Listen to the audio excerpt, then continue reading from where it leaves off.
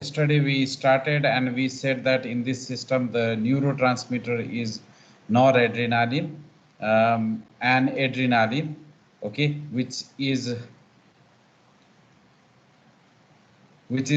synthesized in the neurons, okay, and the important or natural this catecholamines are noradrenaline, adrenaline, and dopamine.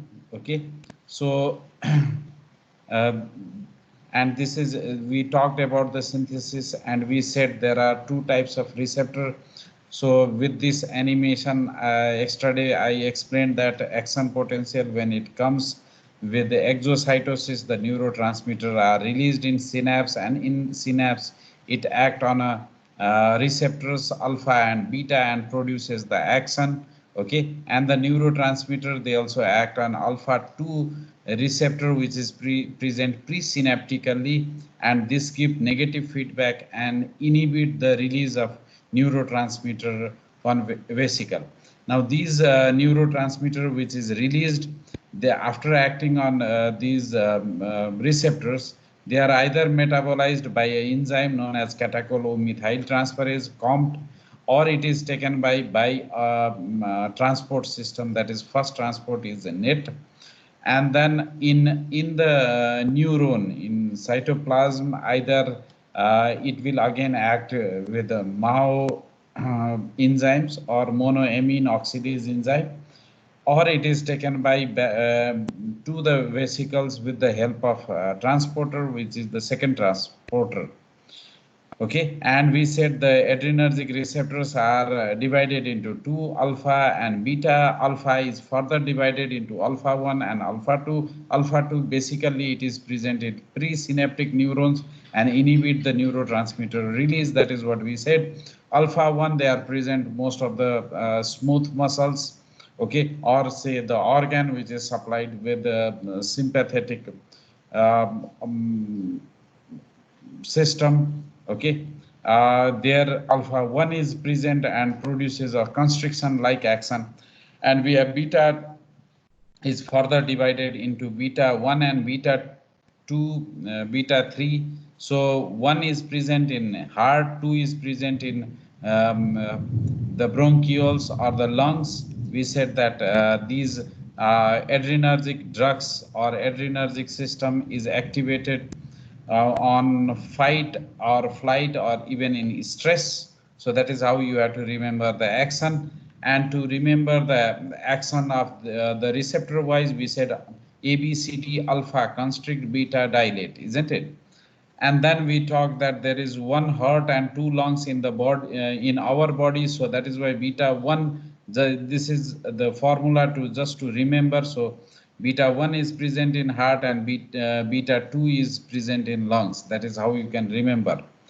And we in last class we talked about the receptors, where it is present and what is the responses. And we said alpha 1 is present in vascular smooth muscles, genitourinary smooth muscles, and then smooth muscles of sphincter, radial muscle of iris, and the gland, where it causes constriction. And in radial muscle there will be mydriasis due to constriction of radial muscle. There will be mydriasis or dilation of pupil, and in gland it increases the secretion with constriction. In liver there will be glycogenolysis and gluconeogenesis. Okay, and alpha 2, this alpha 2 is present in pre-junctional nerve unit basically, and it inhibits the noradrenaline release. And alpha 2 is also present in vascular smooth muscles, some of the vascular smooth muscles where it causes vasoconstriction, and in pancreas where it causes insulin release. Similarly, beta 1 is present in heart and JG cell, juxtaglomerular cell, in the kidney. So in heart it increases heart rate, force of contraction, AB conduction, and JG we said that it increases the release. These ultimately lead to increase rise in blood pressure. And beta 2 is present in all smooth muscles like bronchial, gastrointestinal, genitourinary, uterus. All these causes relaxation. And in genitourinary tract, it causes relaxation of detrusor muscle. So there will be holding of urine. And in blood vessels, generally all blood vessels, alpha 1 is present, the blood vessels which are supplied to the organ which activity is increased in fight and flight, like blood vessels supplying to skeletal muscle. In skeletal muscle, while in fighting or fight, the skeletal muscle need more oxygen, so that is why there should be dilation, and strategically beta 2 is more predominant. Their beta 2 is more, so there will be dilation, blood supply will increase. Similarly, heart requires, so coronary artery is supplied with beta 2 receptor and dilate the blood vessels. Skeletal muscle, there will be glycogenolysis and potassium uptake. Liver, in liver also beta 2 receptor are present. It causes glycogenolysis and gluconeogenesis. And beta 3 is present in adipose tissue and lipolysis. So in adrenergic drugs, in last class, I have said that two things you have to remember: the location where the receptors are present and their action. Okay, that is what. And next one, a drug, which receptor does the drug act on? That is how, if you remember, then you can predict the action, their uses, their side effects, etc. Okay, so that is what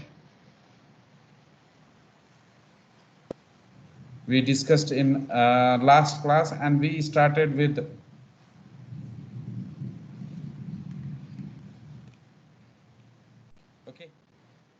classification of drug. We said directly acting, which directly act on a receptor; indirectly acting, which act on either metabolizing enzyme or the transporter, and that is indirectly acting; and mixed action, which have both direct and indirect. So that we saw. And then action, we said all adrenaline is a prototype which is included in your syllabus. So we will be discussing why adrenaline is chosen as a prototype, because alpha 1, it act on all alpha receptors, all subtypes of alpha and beta as well, even though there is a weak action in beta 3. And noradrenaline doesn't have beta 2 action, that means dilatation action is not there. Okay, so isoprenaline is there, and we talked about the adrenaline and the adrenaline action on heart. We said it causes increased heart rate, increased force of contraction, and conduction is also increased, and cardiac output and cardiac oxygen consumption is increased. That is what we talked yesterday. And I think we finished this slide also. Alpha blood vessels. In blood vessels, there are most of the blood vessels are supplied with alpha 1 receptor, where it causes vasoconstriction and raises the blood pressure, isn't it? And there are few blood vessels, like the blood vessels supplying to skeletal muscle or blood vessels supplying to the heart is dilated. And but this doesn't have much more significant action on blood pressure. Okay. And in renal, there is alpha 1 and D1. There is no say beta 2, but D1 causes vasodilation, and it has very relevant clinical importance. We will talk in dopamine. And blood pressure, what we said was systolic basically depend on cardiac output and the how fast or force of contraction, the heart rate, how the heart perform. Okay, systolic depend on that, while diastolic depend on blood vessels. Whether if it is constricted, the diastolic will increase, diastolic blood pressure. If it is dilated, diastolic is decreased, diastolic blood pressure. Okay, and mean is between these two. Okay, systolic and diastolic. So in adrenaline, it has beta activity, beta 1 action on heart is very prominent. So there will be increased systolic blood pressure. So there is no doubt. Similarly, noradrenaline also have beta action, beta 1 especially in heart, beta 2 is absent, which is present in the smooth muscles of bronchioles and other. So noradrenaline, there will be increase. Okay, isoprenaline has the in heart beta 1 action is there, so that is why there is, but the activity is lesser. So the systolic blood pressure increase is not very significant. There will be increase, but compared to adrenaline and noradrenaline, it is lesser increase. Okay. Now in diastolic, when you see diastolic, noradrenaline constrict the blood vessels with the action of alpha, because noradrenaline has action on alpha, so there will be rise in blood pressure. But when you see in adrenaline, there is two action. That is what I think in last class we finished. Adrenaline have biphasic response in blood pressure. Biphasic, there are two phases: a rise in blood pressure and fall in blood pressure. There are two phases. Why there is rise in blood pressure and fall in blood pressure? Because this adrenaline have action on alpha 1 as well as beta 2. Okay. So generally blood pressure depend on the action of alpha 1. And adrenaline, when you give to any animal, what happens in high concentration, it will activate this alpha 1 receptor, and then diastolic blood pressure will increase. Okay, got it? And after some time, slowly the adrenaline concentration will go on decreasing, and in low concentration, the beta 2 receptor where adrenaline act, beta 2 receptor present in the blood vessels of skeletal muscles and other, the beta 2 will dilate, isn't it, the blood vessels. So slowly there will be slight fall in blood pressure. The beta 2 is more sensitive in low concentration. So that is why when you give adrenaline in animal, okay, so there will be first rise in blood pressure. Blood pressure will be increased because of alpha 1 action. And after some time, when concentration goes down, concentration decreases, there will be fall in blood pressure. Okay, so that is why that is biphasic. So here now see, there is increase in diastolic pressure because of alpha 1 action, and there is slightly fall in blood pressure also because of beta 2 action. Okay, the dilatory action. So that is why there would be rise and fall. Okay, while in noradrenaline there is no beta 2 action, so that is why there is only rise in blood pressure. In isoprenaline there is no alpha action, no constriction of our blood vessels. It has action on beta 2, so that is why there will be fall in diastolic blood pressure. So when you see the mean adrenaline blood pressure will be raised, mean blood pressure by adrenaline is high, noradrenaline is significantly high, and isoprenaline the blood pressure decreases, the mean blood pressure decreases because of this. Okay, that is what is difference. Isoprenaline doesn't have alpha action. So adrenaline has biphasic response in blood pressure. Now that is what is demonstrated with these slide. Okay. Now this is a vasomotor reversal of Dale phenomenon. Again, same biphasic. I am trying to explain. Suppose this is the baseline of a blood pressure. Here you can say the blood pressure when increases, okay, and below this is the decreased blood pressure. So if I give, so this is adrenaline, the circle, okay, or dot is adrenaline. If we assume, if we inject adrenaline at this point, then what happened? There will be a rise in blood pressure, and then after some time there will be fall in blood pressure, isn't it? If you see, okay, carefully, now see, when you give adrenaline, there will be first rise in blood pressure, then there will be fall in blood pressure. So there are biphasic. First a rise in blood pressure, then fall in blood pressure. So two phases there, rising phase and a falling phase. So that is what is said to be a biphasic response. Why there is biphasic? Because first rise is due to alpha 1. When the concentration of adrenaline is high, at that time alpha 1 is activated, blood pressure increases. And after some time, when concentration of adrenaline decreases, okay, at that time beta 2 sensitivity increases, and beta 2 causes vasodilation, so there will be fall in blood pressure. Okay, so these two phases is known as biphasic. Okay, so when I give adrenaline, there will be first rise in blood pressure, then there will be fall in blood pressure. So this is what is biphasic response. And this was discovered by the Dale, a scientist, very renowned scientist, Dale. So that is why it is said to be vasomotor reversal of Dale phenomenon. The biphasic response was discovered, and how it was proven that the initial rise is due to alpha action and fall is due to beta action. Now what Dale did was, then to the same animal, Dale gave alpha blocker. That means alpha receptor are blocked. When alpha is blocked and then adrenaline is given to the same animal, then he saw there was no rise in blood pressure, only there was fall in blood pressure.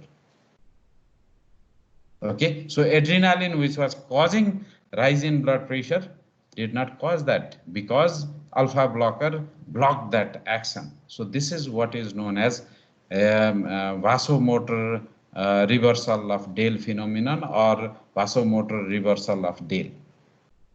Okay, understood? The biphasic response of adrenaline and vasomotor reversal of Dale. Yes, sir. Okay. So the rise phase is there, fall phase is there. Rise is due to alpha action, fall is due to beta action. How it was proven? It was proven by the Dale. What he did was, without giving anything, when it was injected to the animal, there was first rise in blood pressure, then fall in blood pressure, and later on to the same animal, when alpha blocker was given, then adrenaline, then there was only fall in blood pressure. That proved that that rise was due to alpha action. Okay, so this is vasomotor reversal of Dale phenomenon. Similarly, what are the action of in respiration? Respiratory. Okay, so respiratory, while fighting or running away, what happens? Our lungs require our heart require more oxygen, so that is why the breathing will become fast. So to breathe, to facilitate the breathing, it has to be dilated. So that is why dilation will be there. When there is dilation, that means there, which receptor should be there? Beta 2. Okay, so respiration, what happened? Bronchodilation, because of beta 2. And what happens? The mucosal vasoconstriction in our mucosa of the bronchioles, they will be constricted. So what will happen when that will be constricted? The lumen, the opening will be more dilated. It will be more facilitated with this adrenaline. Okay, so that is what. And in GIT, what happens? In fight and flight, GIT, the peristaltic movement decreases, isn't it? So peristaltic movement decreases. How it could be decreased? The longitudinal muscle will be relaxed, and the circular muscle, or say your sphincter, will be constricted. So relaxation are brought by alpha and beta receptor, and then that constriction of sphincter is brought particularly by alpha 1 receptor. So GIT action is very brief, very short. Okay, and there will be relaxation, but sphincters are contracted, relaxation of a longitudinal muscle. So there will be the peristalsis movement will decrease. Okay. And in eye, what happens? The action of adrenergic drugs in eye. Okay, adrenergic drug have both the action. Now here in eye, what happens? In glaucoma, we will be talking in more detail. Okay, so this is your this is iris, this is cornea. Okay, and this is the lens. Okay, if I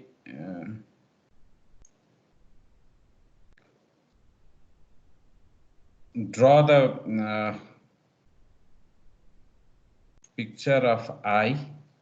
Okay, ball pen. Okay, so I can like what?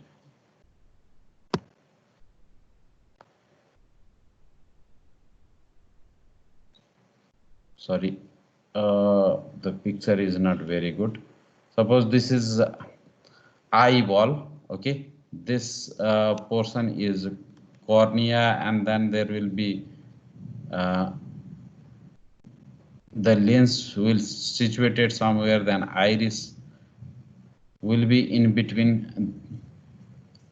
Okay, so this is iris, this is the lens. Okay, uh,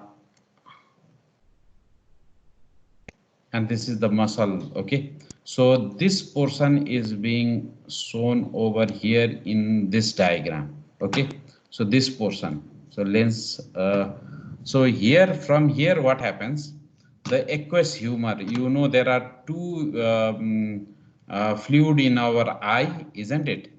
In this is we say this is as an anterior chamber, isn't it, and a posterior chamber. There are two chamber in the eyeball. So anterior chamber, the aqueous humor is secreted. Now this aqueous humor, they are secreted from here, and then it come, okay, from the opening of the iris, that is pupil, and it remains here, intraocular fluid that gives the pressure in the eyeball, and this fluid are excreted from here, okay, with trabecular meshwork, from trabecular meshwork and canal of slim.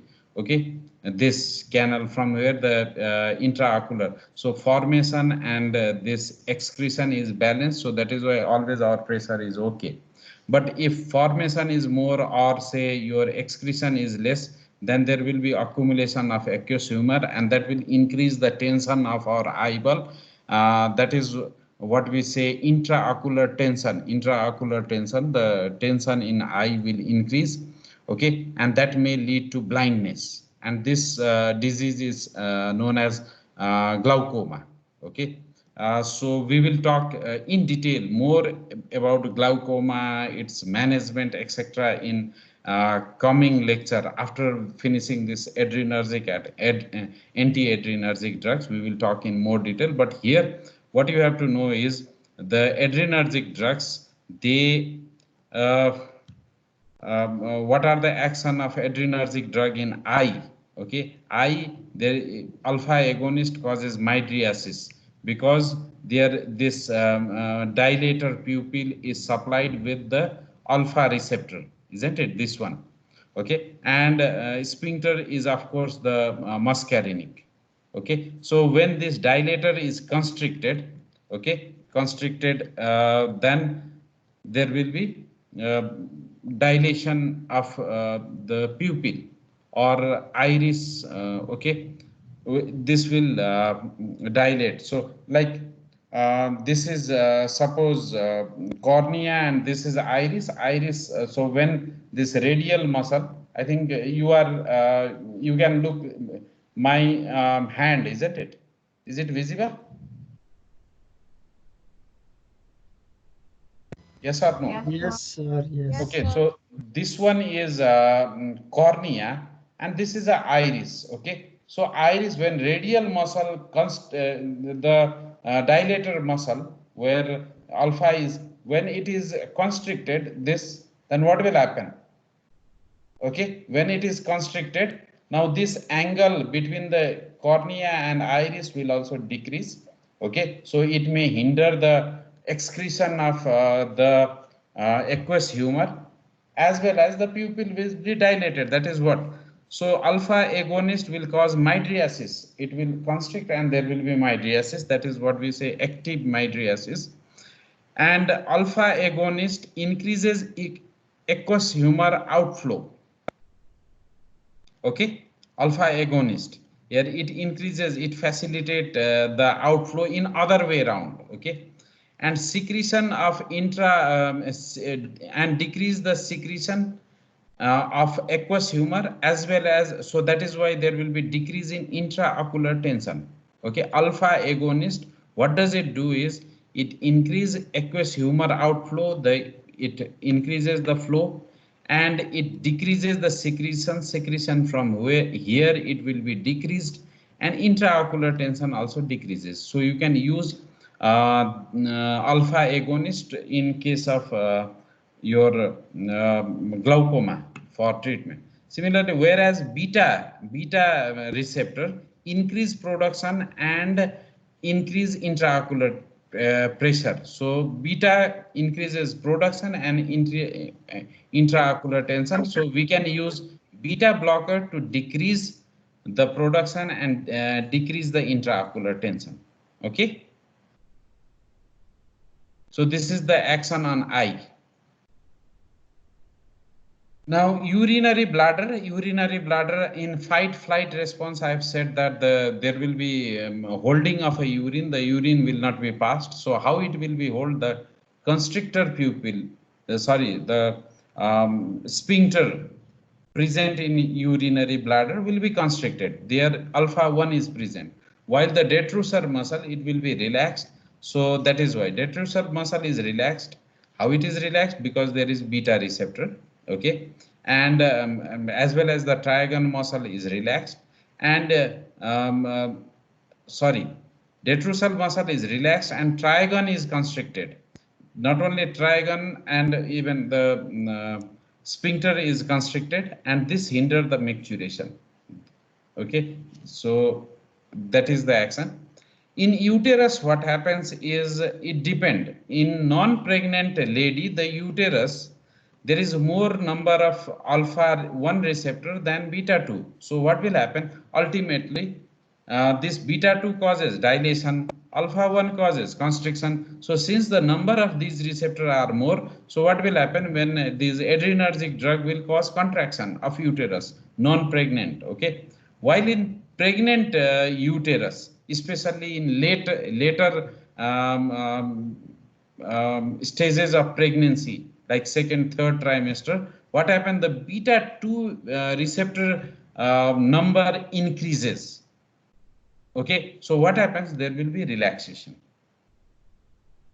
Okay, so that is why sometimes we use this adrenergic drug, beta 2 agonist, to relax the uterus. Okay, in pregnancy where there is a chances of abortion, and to minimize that, we use sometimes beta 2 agonist. Okay, because it causes relaxation in pregnant uterus. Okay, skeletal muscle, what happens to skeletal muscles? Yes, in fight flight, the skeletal muscles requires more energy, and then tonicity increases. So skeletal muscle, what happened? Beta 2 agonist causes tremor. There will be shaking. And glycogenolysis, gluconeogenesis, because it produces more glucose, because in fight and flight we require more glucose. Okay, so that is what.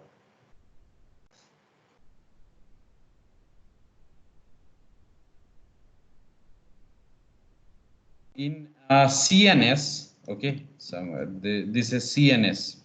In CNS, what happens? The action of adrenergic drug depend on the ability to cross blood-brain barrier. Okay, just I will.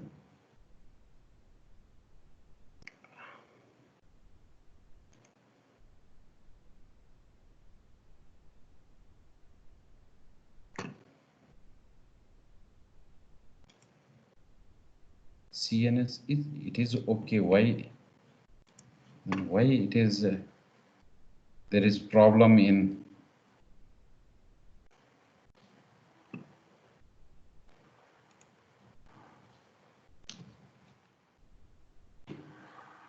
CNS? What happens? It depends on ability to cross the blood-brain. Which drug causes blood-brain barrier? Okay, the catecholamine, I have said, adrenergic, adrenaline, noradrenaline, dopamine, they poorly penetrate blood-brain barrier.